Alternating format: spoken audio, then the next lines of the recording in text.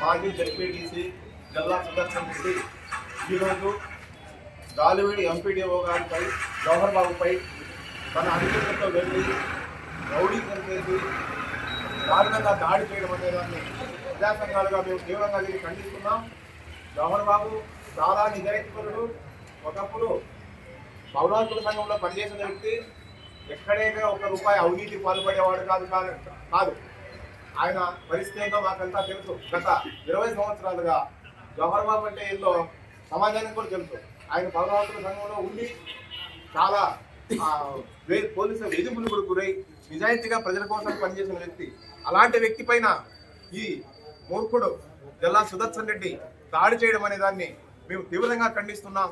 ఎందుకంటే ఇప్పుడు వాస్తవంగా గల్లా సుదర్శన్ రెడ్డి ఏమి హక్కు ఉన్నది ఆయన ఎంపీడీఓ ఆఫీసులోకి వెళ్ళడానికి?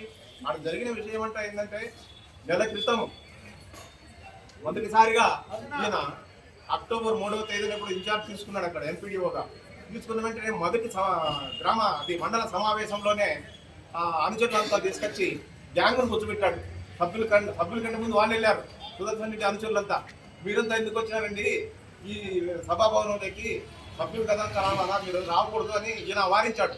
అప్పుడే అతని పైన కన్నెర చేశాడు జాయిన్ అయిన మొదటి రోజే. తర్వాత ఆయన తీసుకున్న ఈ ఎంపీడీఓ గారు డెవలప్మెంట్కి సంబంధించిన ఏ ప్రొసీడింగ్స్ తీసుకున్నా కూడా సుదర్శన్ రెడ్డి అనుమతి కావాలన్నమాట.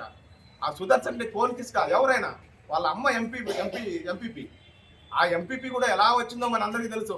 అందరి అప్లికేషన్ నామినేషన్ చింపేసి అక్రమంగా కుర్చీలో కూర్చుండేవాళ్ళు వీళ్ళంతా.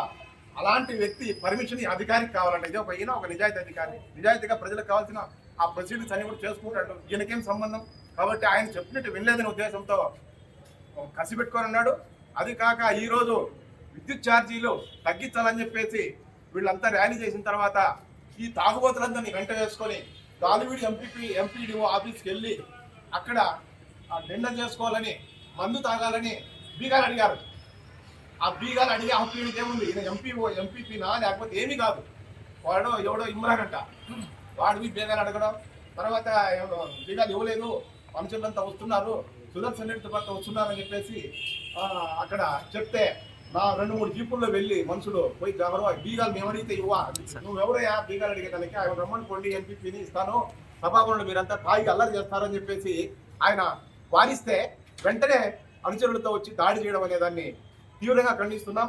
ఈ సుదర్శన్ రెడ్డి మామూలు వ్యక్తి కాదు, చదువుకున్నవాడు, న్యాయవాది, కొంచెం సిగ్గు చరం ఉండాలా. డైరెక్టర్ ఆఫ్ ప్రాసిక్యూషన్, రాష్ట్రంలోనే వైసీపీ ప్రభుత్వం ఇతనికి డైరెక్టర్ ఆఫ్ ప్రాసిక్యూషన్ అంటే న్యాయ వ్యవస్థలో ఉండే ఏపీపీలందరినీ కంట్రోల్ చేసే ఒక వ్యవస్థకు నెట్టితను మంత్రి హోదాలో ఉండే వ్యక్తి.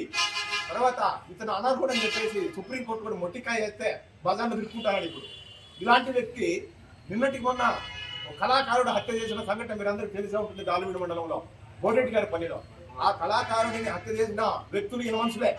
ఈయన లక్కిడిపల్లి సర్కిల్ ఇన్స్పెక్టర్ ఆఫీసులో కూర్చొని 4-5 లక్షల రూపాయలు డబ్బులు ఇచ్చి వాళ్ళను హత్య కేసులు తారుమారు చేయాలని చూశాడు. అది సాధ్యం కాలేదు. మేమంతా వెళ్ళి దాన్ని ఫ్యాక్ట్ ఫైండింగ్ చేసి అంతా చేసేసరికి అమ్మ నేను ఈరోజు అరెస్ట్ చూపించాను. ఈ విధంగా ఒక న్యాయవాదిగా ఇదే కాకుండా ఇతని చరిత్ర కూడా ఏంటంటే, కడపలో రౌడీజం చేస్తూ న్యాయవాదులపైన దాడి చేసిన చరిత్ర ఉంది. న్యాయవాదులపైన దాడి చేశారు, అది ఈయన చరిత్ర. కాబట్టి ఇతను చట్టానికి గౌరవించి చట్టం ప్రకారం ఉండాల్సిన వ్యక్తి చట్టాన్ని చేతిలోకి తీసుకొని ఈ విధంగా ఒక ఎస్సీ ఎస్టీకి చెందిన కమ్యూనిటీకి చెందిన ఒక ఎంపీడీఓను ఈ విధంగా తక్కువ కులం అనే ఒక అహం కూడా ఇతనికి ఉంది. కాబట్టి ఇలా దాడి చేయడం అనే దాన్ని మేము తీవ్రంగా ఖండిస్తున్నాం. ఇతని పైన వెంటనే రౌడీ షీట్ ఓపెన్ చేయాలి. రౌడీ షీట్ ఓపెన్ చేసి ఇతను సమాజంలో ఉండాల్సిన వ్యక్తి కాదు, ఇక్కడ న్యాయవాదిగా ఉండాల్సిన వ్యక్తి కాదు. ఇతను ఖచ్చితంగా జైల్లో ఉండాలి. మనిషిని జైల్లో ఎందుకు పెడతారంటే ఆ మనిషి సాధారణ సమాజంలో ఉంటే చెడిపోతుంది సమాజం, అందుకే జైల్లో పెడతారు. అందుకే ఇతని పైన ఎస్సీ ఎస్టీ యాక్ట్ ప్రకారం కేసు పెట్టడమే కాకుండా అత్యాయత్నం కేసు పెట్టి ఖచ్చితంగా ఇతన్ని జైల్లో చాలా కాలం ఉంచాలా. సమాజంలో ఇలాంటి వ్యక్తులు పనికిరారు. ఒక న్యాయవాదిగా ఉండి చట్టం తెలిసిన వాడిగా ఉండుకొని ఈ విధంగా చేయడం అనే దాన్ని ప్రతి ఒక్కరూ ఖండించాలా. ఉద్యోగ సంఘాలు కానీ, విద్యార్థి సంఘాలు కానీ అందరూ కూడా భవిష్యత్తులో దీన్ని తీవ్రంగా వ్యతిరేకించాలని చెప్పేసి మేము డిమాండ్ చేస్తున్నాం.